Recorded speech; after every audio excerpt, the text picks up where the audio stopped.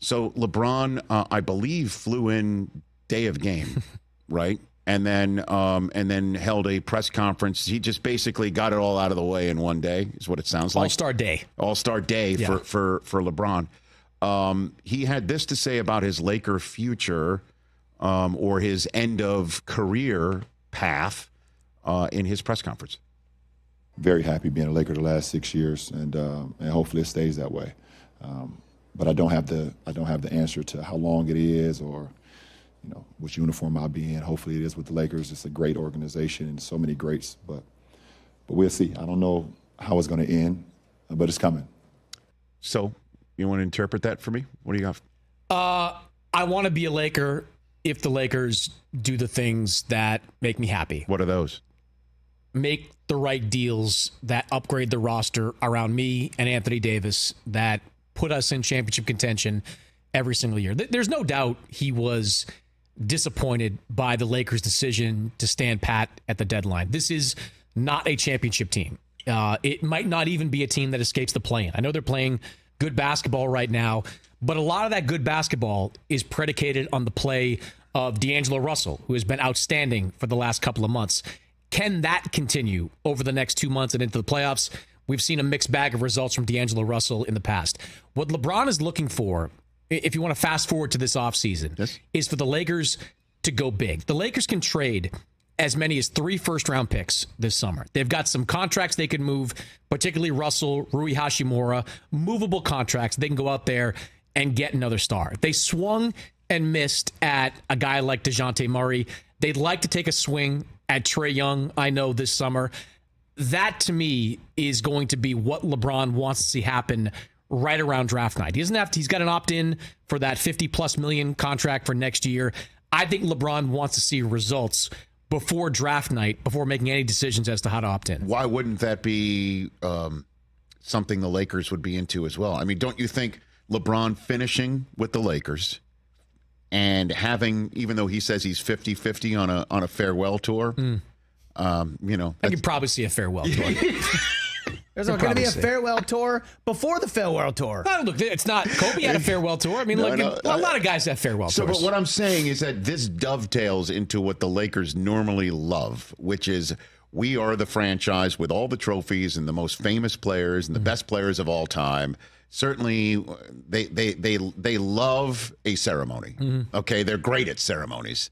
And so why wouldn't they go ahead and do all of what LeBron would want to have? It kind of dovetails in what their brand is. It does. And look, they made a commitment to Anthony Davis early in the season, giving him a 3-year contract extension. So they are pretty locked in on this group. The problem with making a deal in February, because they were limited to 1 first-round pick they could deal. Yeah. If they were going to make a big swing at, say, someone like DeJounte Murray, they would have had to include Austin Reeves, and they didn't want to do that. Now, with 3 first-round picks to deal this offseason, they don't have to include an Austin Reeves. So you can have LeBron, Reeves, Anthony Davis, and maybe a Trae Young in that mix, which not only solves the problem of satisfying LeBron now, but it also transitions beyond him. Trae Young's in his 20s, Anthony Davis in his early 30s. Like, whenever LeBron is done, you can still build a championship level team around Anthony Davis, who's having an outstanding season, and Trae Young, who has been an outstanding player for the last few seasons. So that type of deal makes a lot of sense for LA. And so again, so I guess my question is why does LeBron need to be cryptic with? I didn't view that as cryptic. I mean, he's been more cryptic, right? Like, no, I know it with the hourglass and everything like that. Yeah. I guess cryptic is the wrong word then. But him saying, I don't know, I mean... Well, look, if the Lakers decide... Why wouldn't that's the point. It's like, with the Clippers opening their new arena, why wouldn't they want to just put their marker down and say, this is a Laker town, everybody. Let's forget that new spot down I think that's what they're going to do. I think that's what they're going to do. Look, LeBron's not going to sit there All-Star Weekend and say, I'm a Laker for life. Like, I'm opting into my contract.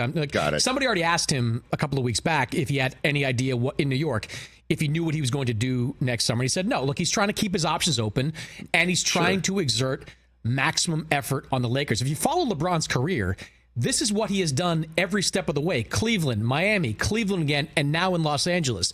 Used his contract status to exert as much leverage as possible. It's a smart move if you want to make sure your team is investing and reinvesting every single year. I'll say one more thing about LeBron, though. Like, That farewell tour, I don't see it happening anytime soon. Like, this guy is still an all NBA level talent, and he still really seems to enjoy the game. He's got 2 young sons that have NBA potential. You know, his eldest is at USC right now. Bryce is in high school. Wouldn't surprise me one bit. That's just me speculating.